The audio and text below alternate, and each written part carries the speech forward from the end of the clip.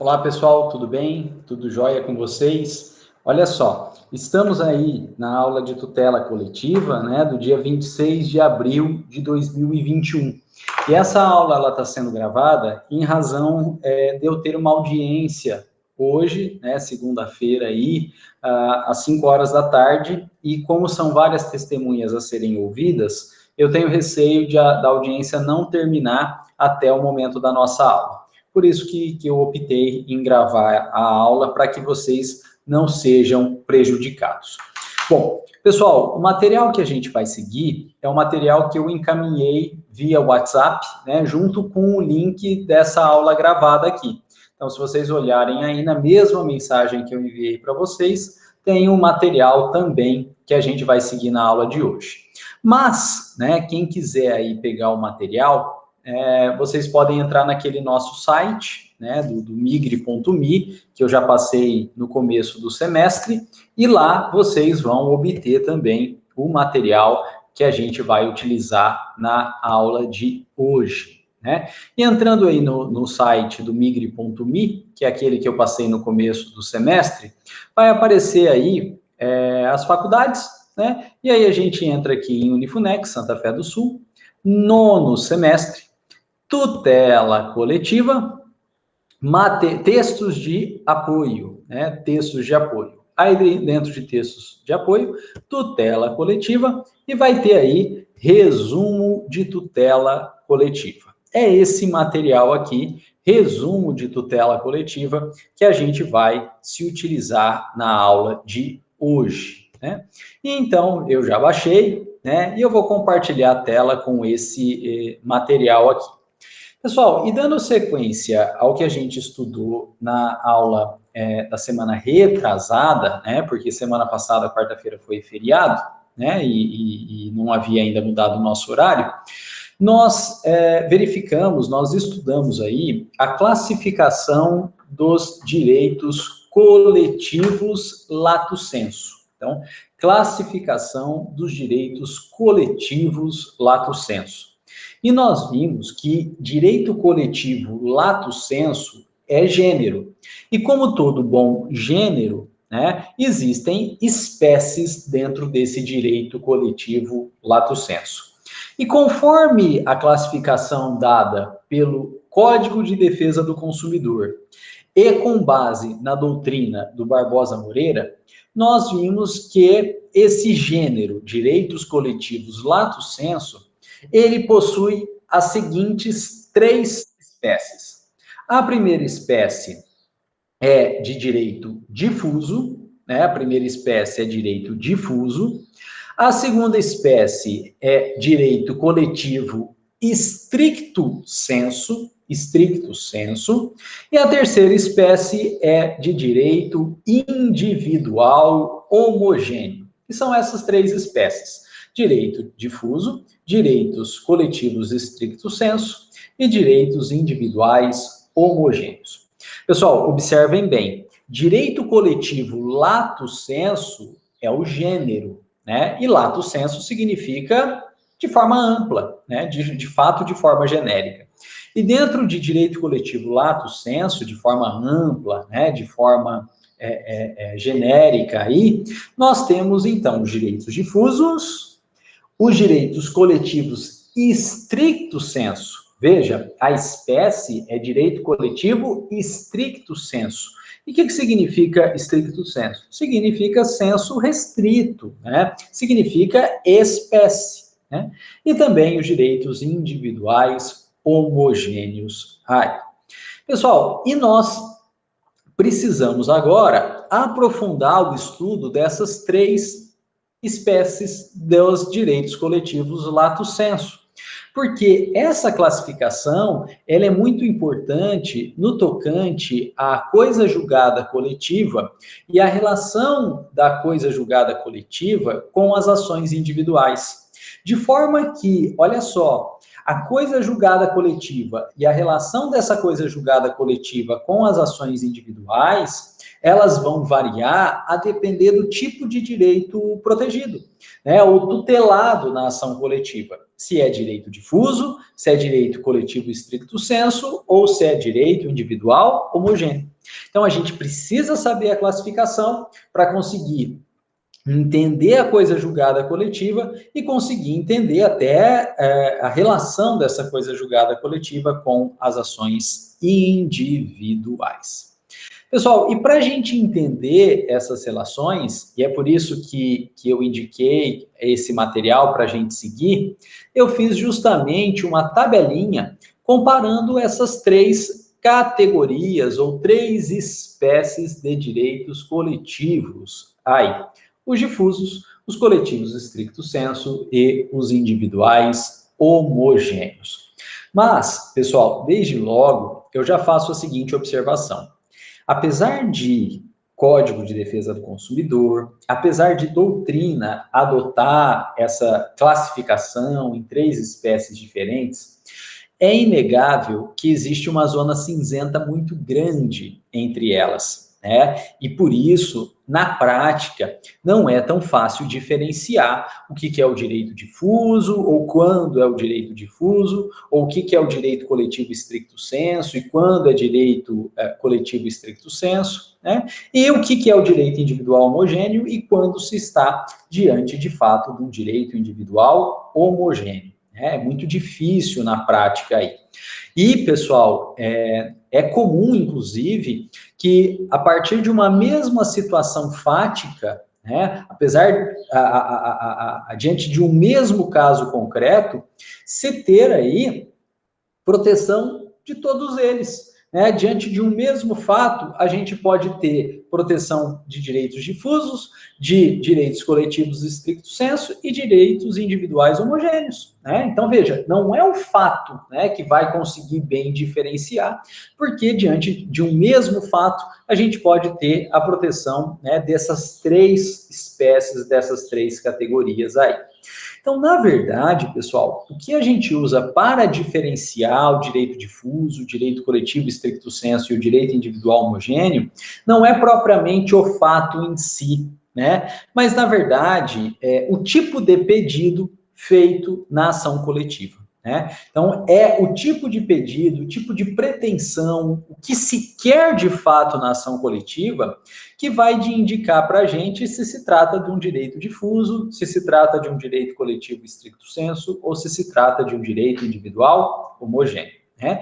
E claro, né, se vocês aí sentirem dificuldade em classificar, não se preocupem, porque isso é normal, todo mundo tem essa dificuldade de classificação, mesmo a doutrina, né, tem essa dificuldade de classificação. Então, realmente, existe uma zona cinzenta entre essas espécies, há uma dificuldade muito grande em classificar aí dentre essas espécies. Bom, pessoal, mas isso não impede da gente estudar cada uma dessas espécies e as características de cada uma delas. Bom, pessoal, a primeira espécie são os direitos difusos. Os direitos difusos, eles são chamados difusos porque eles estão difundidos, disseminados por toda a sociedade, por toda a sociedade. Os direitos difusos, eles são rigorosamente direitos de todos os seres humanos, indistintamente, indiferenciadamente, né? E, conjugando essa classificação com a classificação de direitos humanos, nós já vimos aí que os direitos difusos, eles correspondem aos direitos de terceira dimensão, né? Que são justamente direitos de toda a humanidade ou da humanidade como um todo aí, né? Por exemplo, né, olha a tabelinha aí, o direito ao meio ambiente, né? Porque o direito ao meio ambiente é um direito de todos nós temos direito ao meio ambiente.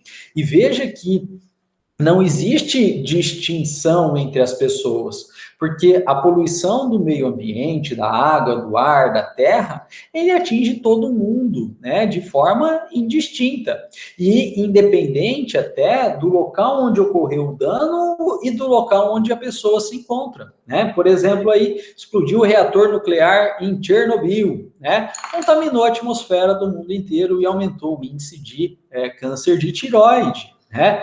Poluiu aí um determinado rio com um transbordo ou a queda de uma barragem, né? E qualquer semelhança com a realidade é mera coincidência aí, estou brincando. E essa poluição atingiu o rio, que atingiu o mar, atingiu todo mundo, né? Houve um tsunami que destruiu uma usina nuclear aí no Japão, né? E a água contaminada, a água radioativa, caiu no Oceano Pacífico e daí foi para o mundo inteiro, né? Então, o meio ambiente, o direito ao meio ambiente é de todos, indistintamente, né? Outro exemplo aí, pessoal, que é direito difuso, direito à proteção de uma propaganda enganosa ou de uma propaganda abusiva, né? Porque se é veiculada uma propaganda enganosa, uma propaganda abusiva, todo mundo tem acesso a ela, né? Aos meios de televisão, aos meios de internet, todo mundo tem acesso, né? E o grande exemplo, né, de uma propaganda, na minha opinião, abusiva, né, é a da Betina, né? Porque ela, né, dizia que ela, com pouca idade, conseguiu ficar milionário, né? Dando a entender que quem não é milionário com pouca idade, né? E eu não sou, né? Nós somos incapazes, nós somos tontos, né? Então, uma propaganda que nos ofende. Qualquer um que assistir, às vezes nem assistiu, mas ficou sabendo, né, se sentiu ofendido aí, né? Então, não tem restrição alguma ou divisão alguma, né? Também, pessoal, outro exemplo é a moralidade administrativa, porque se um determinado político age de forma imoral, não é prejudicado apenas quem votou nesse político, né? Toda a sociedade ela é prejudicada quando um político aí age de forma imoral, né? Então, a moralidade administrativa, a moralidade política, ela é também direito difuso, porque a proteção ou impedimento à moralidade, a violação da moralidade administrativa ou a garantia à moralidade administrativa é um direito de todos nós, tenhamos nós individualmente votado ou não votado naquele político aí. Esses são, então, os direitos difusos, né, que correspondem, volto a dizer, aos direitos de terceira dimensão, né? E, pessoal, como característica desses direitos difusos, né, como eles são de todos, comuns a todos, temos que se trata de direitos de sujeitos indeterminados e indetermináveis, né? Os direitos difusos são de todos, todos nós. Então a gente não tem como a gente não tem um sujeito próprio e a gente não tem como especificar um sujeito próprio, porque são direitos de todos nós. E, consequentemente, pessoal, se são direitos de todos, não existe relação prévia entre um e outro sujeito na tutela ou na proteção desses direitos difusos, porque são de todos aí. Olha só, voltando aos exemplos do meio ambiente. Explodiu a usina nuclear de Chernobyl, poluiu a atmosfera, poluindo a atmosfera, atinge todos nós, não só pessoas lá próximas a Chernobyl, Pripyat, na Ucrânia, mas o mundo inteiro, né? E veja, eu não tenho nenhuma relação com alguém residente ou então residente em Pripyat ou na Ucrânia. Aí, não tenho nenhuma relação, não conheço ninguém, né, que residia em Pripyat, né, ou que more na Ucrânia, ou que venha da Ucrânia. Mas, em comum àquela pessoa de Pripyat ou da Ucrânia, eu tenho o direito ao meio ambiente, né, e, portanto, eu tenho o direito de não ter tido ou de sanar aquele dano ambiental ocasionado pela explosão do reator nuclear em Chernobyl. Veja que derrubou uma barragem aí em Minas Gerais, né, em Brumadinho, em Mariana. Eu não tenho nenhum conhecido lá em Brumadinho, em Mariana, mas apesar de não ter nenhuma relação direta com as pessoas de lá, tanto as pessoas de lá quanto eu fomos atingidos aí pela poluição ambiental. Tudo bem que uns mais, outros menos, mas todos nós fomos atingidos porque o meio ambiente é um bem comum de todos aí. Eu não tenho relação direta nenhuma com o morador, né, lá de Mariana, de Brumadinho, mas em comum nós temos o direito ao meio ambiente, né? Então, nos direitos difusos, como são da humanidade como um todo, os titulares são indeterminados, porque de todos são indetermináveis, porque eu não consigo definir quem são de fato. Veja que, da mesma forma que alguém morador de onde ocorreu o dano e eu, que não sou morador de onde ocorreu o dano, são protegidos sem que tenham aí relação direta entre elas. Pessoal, e consequentemente, como esses direitos difusos aí são de todos, né? Uma vez proferida uma decisão, uma sentença protegendo esses direitos difusos, essa sentença que protege os direitos difusos, ela tem efeito, né? Ela vale, ela aplica-se para todo mundo. E o termo, né, todo mundo aí, é expressado em latim para erga omnes, né? Então, a eficácia, o efeito de uma decisão proferida numa ação coletiva que tutela, que protege direitos difusos, é erga omnes, ou seja, vale para todo mundo. Tenha tido relação direta ou não com dano, tenha relação direta ou não com alguém que tenha tido relação direta com o dano, ou seja, atingido pelo dano, não importa. Uma decisão que tutela direitos difusos tem eficácia erga omnes, vale para todos, aplica-se para todos, beneficia a todos, indistintamente aí, né? Esses são os direitos difusos. A segunda espécie, né, que a gente tem dentro dos direitos coletivos lato sensu, que é o gênero, né, é direito coletivo stricto sensu. Então, direito coletivo lato sensu é o gênero, que abarca todos, difusos, coletivos e individuais homogêneos. E dentro dos lato sensu, a segunda espécie que a gente tem são os direitos coletivos stricto sensu. Pessoal, e esses direitos coletivos stricto sensu, eles correspondem aos direitos de segunda dimensão, né? Direitos coletivos stricto sensu, eles correspondem aos direitos humanos de segunda dimensão, ou seja, direitos sociais, né? Ou seja, direitos de grupos sociais. Então, enquanto os direitos difusos são realmente de todos, indistintamente, os direitos coletivos stricto sensu, eles não são de todos, indistintamente. Eles são de grupos sociais. Grupos sociais, né? Por exemplo, grupo dos idosos, grupo das crianças, grupos das mulheres, grupo dos trabalhadores, grupos dos sindicalizados, né? Então, grupos sociais. Não são de todos, são de grupos sociais. E por conta disso, pessoal, a gente fala que nos direitos stricto sensu, nós temos sujeitos ou titulares indeterminados, que a gente não consegue determinar João, Maria, José, Joaquim, mas são determinados ou determináveis enquanto grupo. A gente não consegue definir João, Maria, José, Joaquim, mas a gente consegue definir grupo dos idosos, todos os idosos, ou na faixa etária dos idosos, grupo das crianças e do adolescente, grupo das mulheres, grupo das gestantes, grupo dos sindicalizados, né?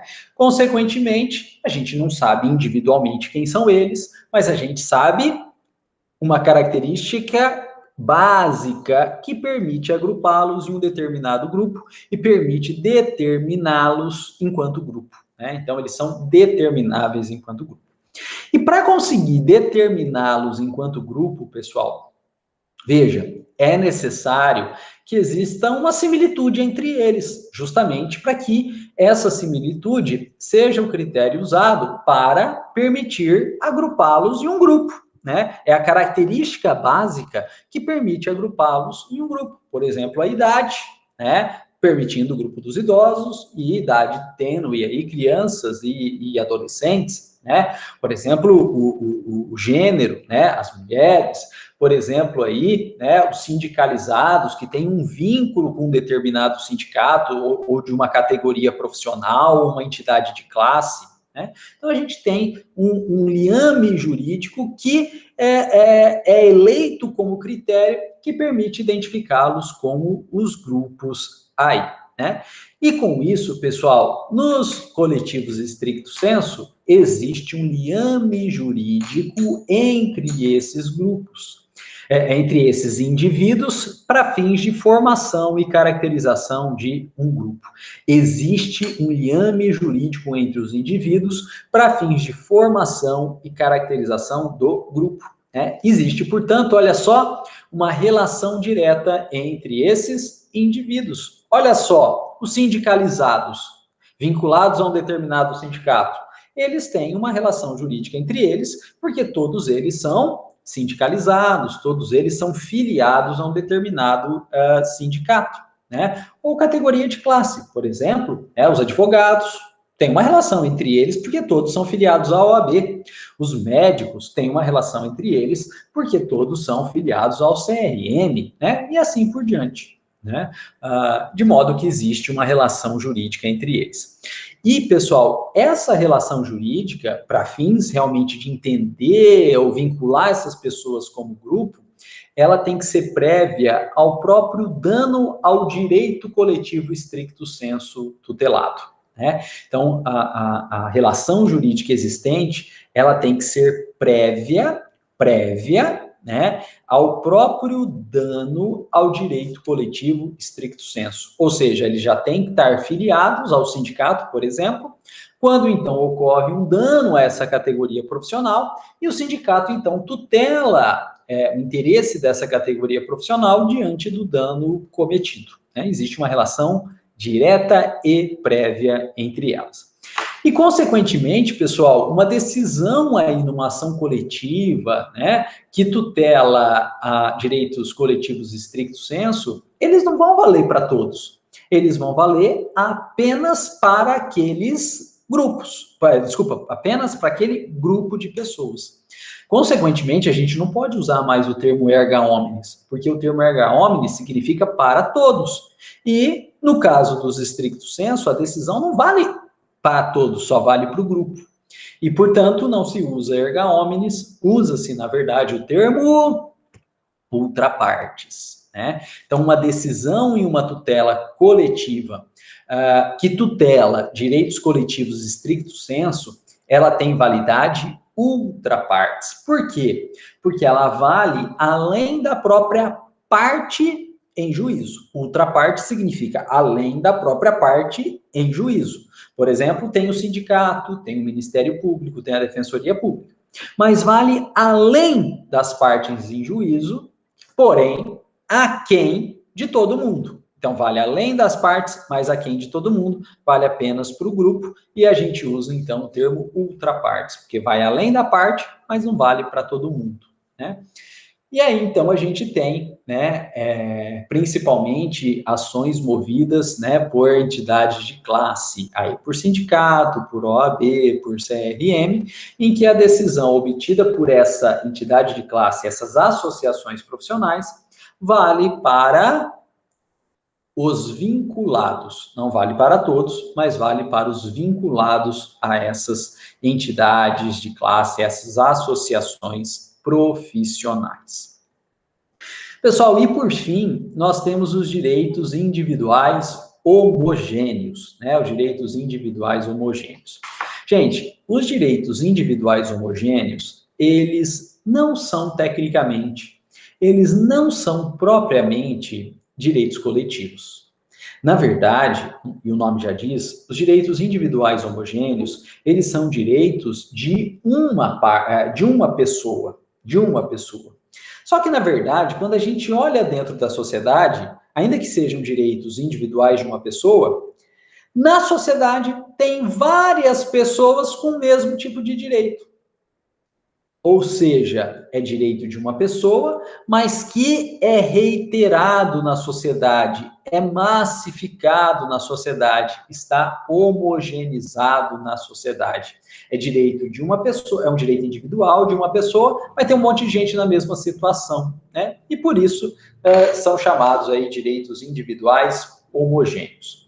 E, pessoal, é justamente essa característica de massificação na sociedade, de homogeneização na sociedade, que faz com que o direito os trate como se fosse um direito coletivo. Não é um direito coletivo, é um direito individual, mas está tão massificado na sociedade, tem tanta gente com o mesmo direito, que o direito trata como se fosse um direito coletivo, direitos individuais homogêneos. Pessoal, e essa categoria de direitos individuais homogêneos, ela foi criada no direito brasileiro pelo Código de Defesa do Consumidor. Até o Código de Defesa do Consumidor, nós não tínhamos essa categoria de direitos individuais homogêneos aqui no Brasil. A gente só tinha difuso e coletivo, né? Se a gente pegar, por exemplo, a lei da ação civil pública, a lei da ação popular, né? Elas se restringem ali a difusos e coletivos estricto sensu. Foi depois, né, até da própria Constituição Federal de 88, né, com a criação do Código de Defesa do Consumidor, que se criou essa categoria própria de direitos individuais homogêneos. Pessoal, esses direitos individuais homogêneos, olha só, eles são indeterminados num primeiro momento, né? Ou, processualmente falando, durante a fase de conhecimento. Os direitos individuais homogêneos, eles são indetermináveis, né? Os sujeitos deles são indetermináveis num primeiro momento, ou processualmente falando, durante a fase de conhecimento. Mas depois que terminou a fase de conhecimento e se obteve aí uma sentença de procedência e em que foi garantido, em que foi protegido o direito individual homogêneo, num segundo momento, e processualmente falando, é a fase de execução ou cumprimento de sentença, esses direitos individuais homogêneos, eles passam a ser determináveis, né? Eles passam a ser determináveis. Por quê? Porque, veja, né? São direitos individuais. E, portanto, o prejuízo da violação desse direito também foi individual. E se o prejuízo foi individual, quem sofreu o prejuízo vai querer aparecer. Ou eu sofri o prejuízo, eu tive meu direito individual homogêneo violado. Vai querer aparecer, justamente para ser indenizado pelos prejuízos sofridos, né? Então, no caso de direito individual homogêneo, na fase de conhecimento não aparece ninguém, né? Quem vai tutelar mesmo são os legitimados da tutela coletiva. Artigo 5º da Lei da Ação Civil Pública, né? Ministério Público, Defensoria Pública, associações de classe aí, né? Mas eles ganham, esses titulares legitimados ativos da tutela coletiva ganharam a ação de um direito individual. Portanto, o prejuízo é também individual. E aí você fica sabendo que o MP ganhou ação, que a Defensoria ganhou ação, que uma entidade de classe ganhou ação, de um prejuízo que você sofreu, você vai levantar a mãozinha e falar, ó, aqui eu fui prejudicado, eu quero ser indenizado. Então, na fase aí de execução, na fase de cumprimento de sentença, né, esses indivíduos aí, né, que até então eram indeterminados, né, a gente não sabia de fato quem era, vão aparecer e vão se tornar, então, determináveis para fins de execução, cumprimento de sentença e indenização dos prejuízos recebidos. Bom, pessoal, olha só, considerando aí que os direitos individuais homogêneos eles têm titulares individuais, mas indeterminados, na fase de conhecimento, a gente diz, né, a gente não, a doutrina, né? A doutrina diz que esses direitos individuais homogêneos, eles têm validade para todo mundo. Afinal, não consigo determinar quem são no primeiro momento, ou na fase de conhecimento, então eles valem para todo mundo. Depois a gente vai pesquisar, descobrir, ou naturalmente vão surgir os indivíduos. Mas até então, eu não sei. E se eu não sei, até aparecer esses indivíduos, tem que valer, de fato, para todo mundo. Então, uma sentença de procedência, né, de uma ação coletiva que tutela direito individual homogêneo, ela tem validade erga omnes, vale para todo mundo, vale para todo mundo. Até que, claro, com o tempo, com a informação, né, vão surgindo, então, os indivíduos requerendo a sua indenização. Aí a gente passa a indenizar, mas e individualizar. Mas até então, vale para todos aí. Pessoal, e é por isso que tem uma importância muito grande o princípio da publicidade dentro da tutela coletiva, porque é necessário que uma ação coletiva, né, de fato, seja conhecida, né, e chegue a conhecimento das pessoas, porque ainda que num primeiro momento a gente não saiba quem são, num segundo momento é possível indenizar prejuízos individuais a partir da tutela coletiva. E o indivíduo, ele só vai ter essa oportunidade de pleitear sua indenização individual se ele souber da existência da ação coletiva, se ele souber da procedência da ação coletiva e se ele tiver acesso aos autos e à própria sentença de procedência da ação coletiva, né? E isso só é possível se a gente tiver, de fato, plena, total publicidade dentro da tutela coletiva e das ações coletivas, né? Em homenagem a esse princípio, né, é que foi criado aí um banco de dados nacional lá no CNJ de ações coletivas, né? Então, se a gente tem algum direito aí que a gente acha que é bem comum na sociedade, várias pessoas vão ter o mesmo direito, a gente pode entrar nesse banco de dados do CNJ, que traz aí todas as ações coletivas em curso, né? E também já ganhas procedentes transitadas em julgado, para ver se a gente tem algum direito decorrente aí de uma ação coletiva, porque se tiver, a gente pode pleitear a execução individual e ser ressarcido individualmente aí. Bom, pessoal, então veja que, né, os direitos individuais homogêneos, né, eles permitem liquidação e execução individual, né? Direitos individuais homogêneos, eles permitem liquidação e execução individual. E por quê? Porque, na verdade, tecnicamente, eles são direitos individuais, porém massificados, homogeneizados dentro da sociedade.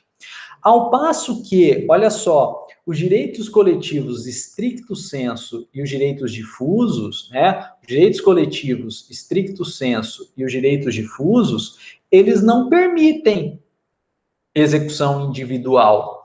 Por que não? Porque a gente não tem direito individual, né? A gente tem ou direito de todos, no caso do difuso, ou direitos de todo um grupo social, no caso dos coletivos stricto sensu. Então, nem os difusos, nem os coletivos stricto sensu vão permitir execução individual. Não vão, não tem como, né? Porque eles não são de uma pessoa só, eles são ou de todos ou de um grupo social. E é por isso, pessoal, que no caso aí dos direitos difusos e coletivos stricto sensu, a gente não faz execução individual, até porque não tem como. A gente faz execução coletiva. Os direitos difusos, os direitos coletivos stricto sensu, eles têm fase de conhecimento coletiva e eles têm fases de execução ou cumprimento de sentença também coletiva. E nessa execução coletiva dos difusos e coletivos, stricto sensu, todo o dinheiro arrecadado, seja por conta aí de dano moral coletivo, seja a título de indenização ou ressarcimento, vão para um fundo específico, né? Vão para um fundo específico, que é chamado Fundo de Direitos Difusos, né? Fundo de Direitos Difusos. E esse Fundo de Direitos Difusos, ele está previsto no artigo 13 da Lei da Ação Civil Pública. Pública, né? Se vocês puderem dar uma olhadinha aí, o Fundo de Direitos Difuso, previsto no artigo 13 da Lei da Ação Civil Pública. E esse fundo, ele é gerido pelo Estado, né, com grande participação do Ministério Público, né? Esse fundo, ele é gerido pelo Estado, né, mas com grande participação do Ministério Público. E, através da atuação do Ministério Público, né, esse fundo direciona as verbas obtidas, né, os recursos obtidos, para justamente proteção de direitos difusos e coletivos. Por exemplo, campanhas aí em prol do meio ambiente, né? Por exemplo, aí, campanhas contra a propaganda enganosa, né?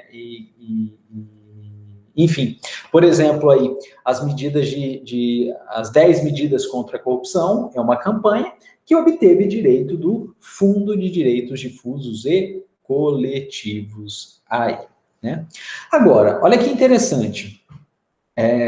No caso dos direitos individuais homogêneos, a regra, ao contrário, né, é a execução individual, porque os prejuízos foram individuais e os indivíduos, eles podem tutelar o seu prejuízo, ser ressarcido individualmente. Agora, infelizmente, né, poucos indivíduos ficam sabendo que houve uma ação coletiva ganha, tutelando, protegendo direitos individuais homogêneos. E aí esses indivíduos, eles nem ficam sabendo, nem vão buscar a indenização.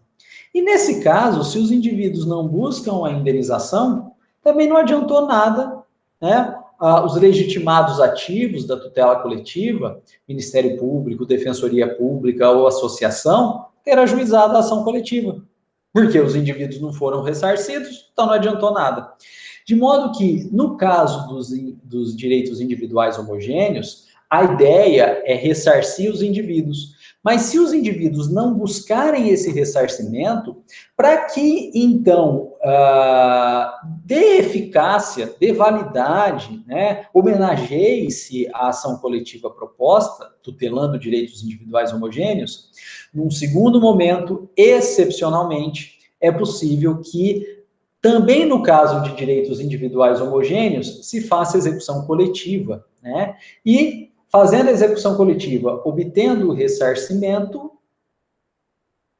esse dinheiro, também no caso dos direitos individuais homogêneos, vão aí para o fundo, E essa execução coletiva, excepcional, subsidiária, feito no caso de direitos individuais homogêneos, ela é chamada de fluid recovery, fluid recovery.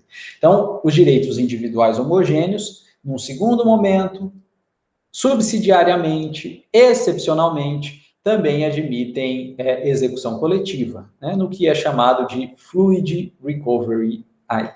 E, pessoal, como é uma execução coletiva subsidiária, né, só ocorre aí se os indivíduos não tiverem pleiteado as execuções individuais, ela tem um prazo para ocorrer, né? A fluid recovery, a execução coletiva nos direitos individuais homogêneos, ela só vai ocorrer 1 ano após o trânsito em julgado da sentença coletiva, né, que condenou a essa indenização, né? Então, o fluid recovery, ele não é imediato, né, ele não é automático, aí, né? Ele demora aí, né, 1 ano, né, após o trânsito em julgado, justamente para dar tempo para os indivíduos aí promoverem a sua execução individual. Bom, pessoal, e no final da aula passada, nós conversamos um pouquinho sobre direitos individuais homogêneos, né? E aqui eu trago os motivos pelos quais os direitos individuais foram tratados como direitos coletivos, né, e receberam o nome aí de direitos individuais homogêneos. O primeiro motivo é justamente a massificação desse direito, né, apesar de ser individual, é de várias pessoas, está massificado na sociedade aí, né? E com isso, se a gente trata esse direito que é individual de forma coletiva, a gente está gerando uma economia processual muito grande, né? A gente está gerando uma economia processual muito grande, porque vai ser um processo só valendo para um monte de gente. Em vez de cada um ter o seu processo individual e gerando zilhões de processos, a gente faz um processo só que beneficia a todos. E veja que, se fossem processos individuais, cada um dos indivíduos teria que contratar o seu próprio advogado, pagar as custas do seu processuais do seu próprio processo, o que geraria contas, custas e encargos muito maiores. Ao passo que, se é um processo só, diminui não só o número de processos, mas os gastos aí. Então, um advogado só serve para todo mundo, ou às vezes nem precisa de advogado, porque a gente tem aí, nesse caso, então, legitimidade do Ministério Público, legitimidade da Defensoria, legitimidade das associações, consequentemente, o indivíduo nem tem gasto nenhum aí. Pessoal, e também, né, essa ideia de direito individual homogêneo, ele é extremamente importante, porque dependendo do tipo de direito tutelado, ele é antieconômico para uma pessoa só. Ou seja, o ganho material que uma pessoa só vai ter não compensa o custo do ajuizamento da ação. Para ninguém. Para ninguém. Então, ainda que seja uma violação de direito massificado na sociedade, individualmente não compensa ajuizar a ação contra a violação desse direito. E aí, se não compensa individualmente, ninguém faz. E se ninguém faz, essa violação não vai obter resguardo na justiça e não vai ser coibida, né? E é justamente nesse ponto que está aquele exemplo que eu comentei com vocês no final da aula passada. Por exemplo, em que laticínios vendiam supostamente 1 litro de leite, né, e cobravam por supostamente 1 litro de leite, mas entregavam, na verdade, 900 ml. Então, todos os consumidores pagavam o preço de 1 litro e recebiam 900 ml. Então, cada consumidor estava sendo furtado aí em 100 ml por caixinha de leite. Pessoal, a caixinha de leite hoje está em torno de R$5. Então, cada caixinha, a pessoa perdia, era furtada em 50 centavos. Por mais que a pessoa consuma leite, uma família grande, com muitas crianças, 50 centavos por caixinha, não compensa contratar um advogado para ajuizar essa ação. Não compensa para mim, não compensa para cada um de vocês, e, consequentemente, ninguém faz, e se ninguém faz, não tem ação, se não tem ação, os não, né? Os laticínios vão continuar praticando essa conduta ilegal, furtando, né, os indivíduos aí com 100 ml de leite por caixinha. E a única forma, como é uma demanda antieconômica para cada um dos indivíduos lesados, a única forma é que o Ministério Público, que a Defensoria Pública ou que a associação ajuize uma dessas ações, ajuize a ação aí contra esses laticínios. Mas veja, não é um direito coletivo propriamente dito, são direitos dos consumidores de leite, né? Então, são direitos, na verdade, individuais, homogêneos, né? E aí, ganhou quem se sentir lesado, por exemplo, um restaurante que consome muito leite, uma creche, uma escola que consoma muito leite, terá interesse em pegar essa decisão aí, né, e executar essa decisão para ser ressarcido aí desses 100 ml por caixinha de leite que comprou. Né? Então, essa é a importância dos direitos individuais homogêneos, né? Justamente para tutelar esses direitos que apesar de individualmente, né, ou individuais, se tratados de forma individual, não vai ter tutela, porque individualmente é antieconômico promover essas ações aí. Bom, pessoal, e com isso nós terminamos essa classificação aí. Né? E agora a gente precisa voltar àquela ideia que eu comentei com vocês no comecinho da nossa explanação aí, né, de que apesar de terem categorias diversas, né, apesar de serem categorias diversas, existe uma zona cinzenta muito grande entre os direitos coletivos, entre os direitos difusos entre os direitos coletivos, estricto sensu, e entre os direitos individuais homogêneos. Né? E, na verdade, através de um mesmo fato, ou a partir de um mesmo fato, a gente pode encontrar a tutela desses três direitos, tanto difusos, quanto coletivos estricto sensu, quanto individuais homogêneos. E, na verdade, a diferenciação entre eles, portanto, não é através do fato em si, mas é através dos pedidos feitos, né? Através das pretensões feitas. Por quê?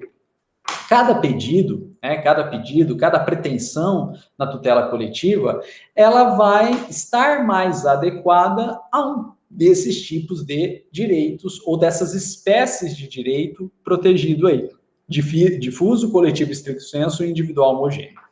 Pessoal, e o primeiro exemplo que eu trago para vocês é esse aqui, ó, de uma ação que versa sobre ilegalidade em contrato de consórcio vendido no Brasil.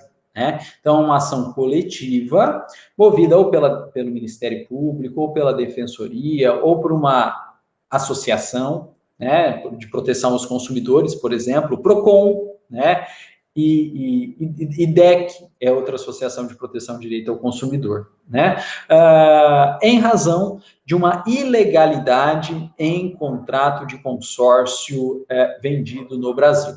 E olha só, se o pedido feito ou pelo Ministério Público, ou pela Defensoria Pública, ou por essa associação protetiva do consumidor, visa a anulação de cláusula contratual, quero anular uma cláusula já inserida no contrato, esse pedido de anulação de cláusula já inserida no contrato, ela corresponderá à tutela de direito coletivo estricto sensu.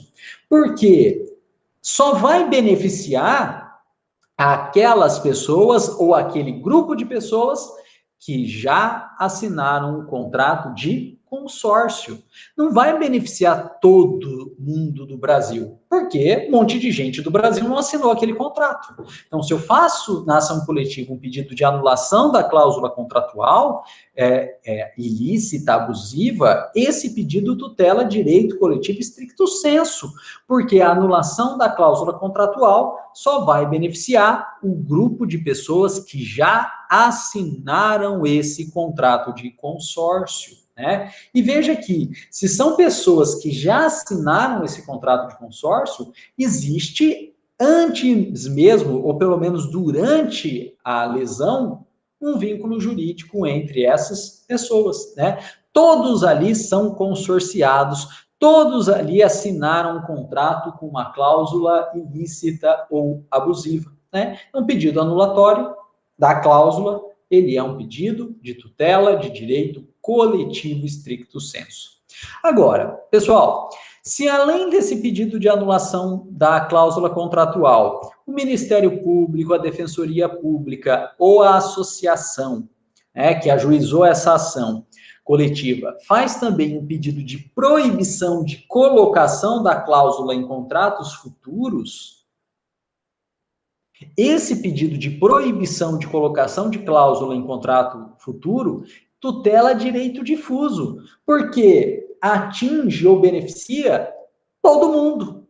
Quem não assinou, inclusive quem não assinou contrato de consórcio, porque não assinou agora, mas pode vir a assinar no futuro. E se vier a assinar no futuro, já está proibida a colocação de cláusula, né, dessa cláusula ilícita, dessa cláusula abusiva. Então, na verdade, o pedido pró-futuro, né, o pedido inibitório pró-futuro é um pedido que tutela direitos difusos, né, de consumidor e consumidor em potencial. Todo aquele que eventualmente no futuro pensar ou vier assinar um contrato já está protegido, já está resguardado, porque naquele contrato não pode ter essa determinada cláusula ilícita ou abusiva. Direito difuso, portanto. E veja que, se na mesma ação a partir dos mesmos fatos, o autor dessa ação, Ministério Público, Defensoria Pública ou associação, fizeram o pedido de ressarcimento dos prejuízos causados ao consumidor signatário do contrato por conta dessa cláusula ilícita ou abusiva, esse pedido de ressarcimento, ele vai beneficiar quem de fato assinou o contrato e quem de fato teve prejuízo. Portanto, os indivíduos que foram de fato prejudicados poderão, não no primeiro momento, não na fase de conhecimento, mas num segundo momento, entrar com execuções individuais para serem ressarcidos do próprio prejuízo. E, portanto, esse pedido de ressarcimento, ele tutela direito individual homogêneo, né? Ele tutela direito individual homogêneo, permitindo, inclusive, execução individual, execução própria aí. Olha que interessante. Veja, o fato é o mesmo, contrato com cláusula ilícita. Mas, a partir do mesmo fato e a depender do pedido judicial que seja feito pelo autor da ação coletiva, a gente vai ter proteção de direitos ou de espécies de direitos diversos, né? A anulação em si é tutela de direito coletivo estricto sensu, a inibição ou proibição daquela cláusula em contratos futuros é direito difuso, e a indenização, o ressarcimento de cada indivíduo é direito individual homogêneo aí, né? Bom, pessoal, nós temos um segundo exemplo aqui também, justamente relacionado, né, a esse caso do leite, né? Nós temos um segundo exemplo justamente relacionado ao leite. Olha lá, se o Ministério Público, a Defensoria Pública ou a associação ajuiza uma ação coletiva contra os laticínios que cobram por 1 litro e vendem 900 ml e fazem o pedido de proibição da prática, de que ficam proibidos de vender menos do que o valor nominal, né, do que o valor constante no rótulo aí, para caixas futuras, né, nós estamos diante de um pedido, né, que tutela direitos difusos, porque eu posso não ter comprado o litro de leite a menor agora, né? Mas, se o laticínio está proibido, eu ainda que não tenha comprado litro de leite agora, né? Mas sou um potencial consumidor de litro de leite, eu já fico beneficiado, né? Então, vale para todos aí, né? Agora, se é feito o pedido de indenização, né? Se é feito o pedido de indenização, todo aquele que comprou litro de leite a menor e pagou a maior tem direito à indenização. Essa indenização vai ser, então, um pedido que tutela direitos direitos individuais homogêneos. Pedido de ressarcimento tutela direito individual homogêneo. E todo mundo que tenha comprado o litro de leite a menor, ou os litros de leite a menor, vai poder pedir indenização. Agora, claro, vai ter que provar que comprou, então vai precisar da nota fiscal. Né? Quem que guarda a nota fiscal de leite? Acho que ninguém, mas, né, uma grande empresa, né, uma creche que compra muito leite aí, pode eventualmente, um restaurante pode eventualmente ter essas notas e conseguir pleitear a indenização. Agora, pessoal, isso vai ser um ou outro, né, um restaurante, uma creche que vai pleitear a indenização. Então, na verdade, né, os frigoríficos, os laticínios, nas execuções individuais, vão pagar a indenização a uma quantia muito pequena de consumidor, né? Uma quantia muito pequena aí de consumidor, sei lá, 10% dos consumidores vão ter nota fiscal e vão poder pleitear a indenização. E 90% dos consumidores nem vão ficar sabendo, não vão ter nota fiscal e não vão conseguir pleitear a indenização. E, consequentemente, o laticínio vai pagar 10% só, lucrou 100%, aí paga 10 de indenização, fica com 90. Olha, valeu a pena, que é tudo bem, fui condenado, paguei 10%, mas fiquei com 90% do lucro aí, valeu a pena. E é por isso, então, que num segundo momento, né? Como as indenizações individuais foram em um percentual ínfimo aí do valor do dano, ou valor do lucro que os laticínios tiveram, é possível que se faça também uma execução coletiva, né, chamada fluid recovery, né, estimando aí, né, o volume total do prejuízo causado à sociedade, né, englobando, né, todos os consumidores, analisando a quantidade de caixa de leite que foi vendido, né, a menor, né, e cobrado a maior na sociedade, e essa diferença aí, né, os 90% que não pagou aos indivíduos, vai ser executado de forma coletiva para o Fundo de Direitos Difusos, né, administrados aí pelo Estado, né, com ampla e efetiva participação do Ministério Público. Pessoal, e o último exemplo que eu trago, né, a poluição de águas, né, a poluição de águas, inclusive, né, transbordo de barragem, lançamento de dejetos de esgoto em águas aí, né, e qualquer semelhança é mera coincidência. A partir desse mesmo fato, a gente também vai ter pedidos diferentes e, a depender do pedido que é feito, tutela de direitos também diferentes. Olha lá, poluição das águas. Primeiro pedido, pedido de cessar a poluição de derrame de esgoto em curso de água. É um pedido que tutela direito difuso, porque lançado a poluição no curso de água, vai saber aonde que essa poluição vai chegar, né, e quem essa poluição vai chegar. Então, pode atingir de fato a todos. Titulares são indeterminados e indetermináveis, né? E, portanto, o pedido de cessar o ato de poluição, cessar o derrame de esgoto, tutela direitos difusos. Tutela direito difuso. Agora, olha só, pessoal, é possível, né, a partir dessa poluição, que se faça um pedido aí, né, em nome de pescadores, né, impedidos de pescar, impedidos de comercializar, né, eles até pescam, mas ninguém mais compra o peixe deles, né, e, portanto, é necessário aí a limpeza dessa água, né, justamente para permitir novamente a pescaria e a comercialização desses pescados. Esse pedido que interessa ao grupo de pescadores, né, de limpeza da água, né, é um pedido, né, de tutela, que tutela direitos coletivos estricto sensu, porque importa ao grupo.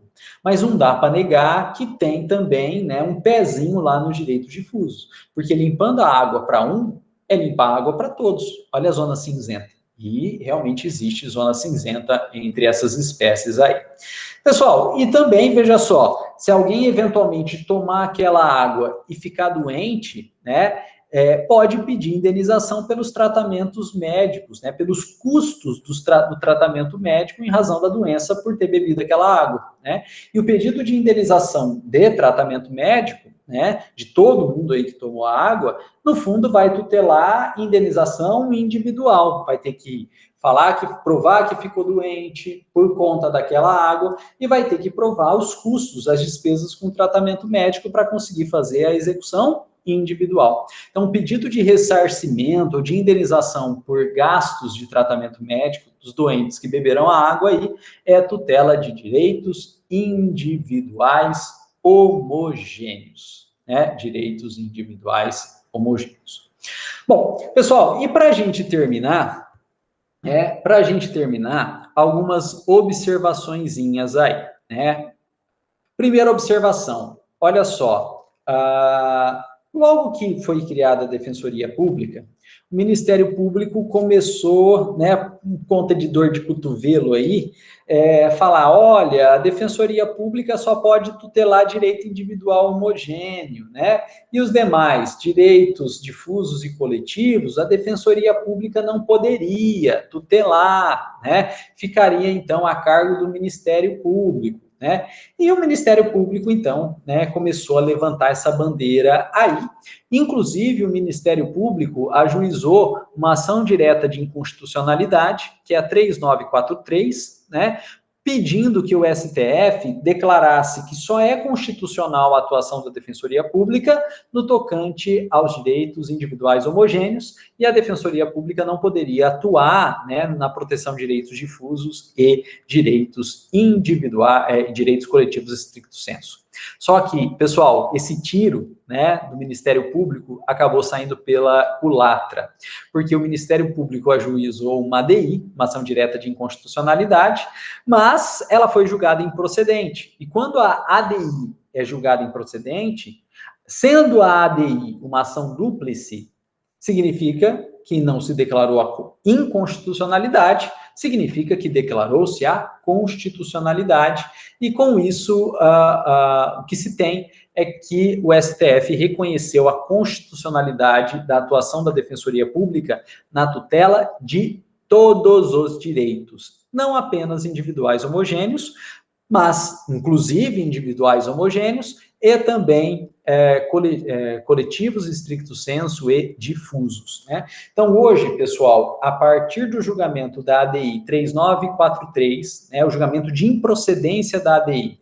3943, o STF entendeu que a Defensoria Pública ela tem legitimidade para tutelar todo e qualquer direito difuso aí, tanto individual homogêneo, quanto coletivo estricto sensu, quanto difuso.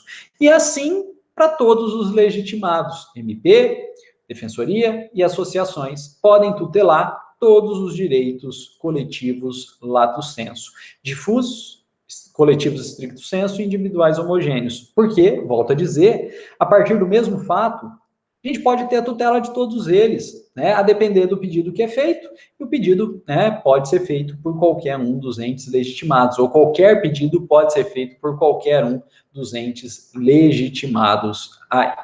Pessoal, e a segunda observação que eu gostaria de fazer para vocês é que a maioria da doutrina usa o termo ação civil pública como gênero, permitindo aí que o termo ação civil pública, né, seja usado para tutela de todos os direitos coletivos lato sensu. Então, ação civil pública para tutela de direitos difusos, ação civil pública para tutela de direitos coletivos e ação civil pública para tutela de direitos individuais homogêneos aí. A maioria da doutrina entende aí, né, que ação civil pública, né, seria, então, para a tutela de todos os direitos coletivos lato sensu.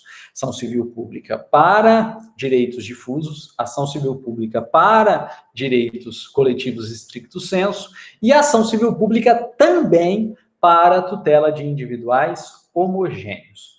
No entanto, existe uma parcela minoritária da doutrina, que entende que não se poderia usar ação civil pública para tutela de direitos individuais homogêneos, né? E se não pode usar ação civil pública para tutela de direitos individuais homogêneos, na tutela de direitos individuais homogêneos, né, teria que usar ação coletiva, né? Teria que usar ação coletiva. Então, para essa minoria da doutrina, ação civil pública seria específica para direito difuso e para direito coletivo estricto sensu. E ação civil pública não se aplicaria para direito individual homogêneo. Na verdade, para direito individual homogêneo, a gente teria que usar ação coletiva, né? E, portanto, faz também essa diferenciação. Difuso e coletivo estricto sensu, ação civil pública. E individual homogêneo, ação coletiva. Pessoal, só que isso é minoria da doutrina.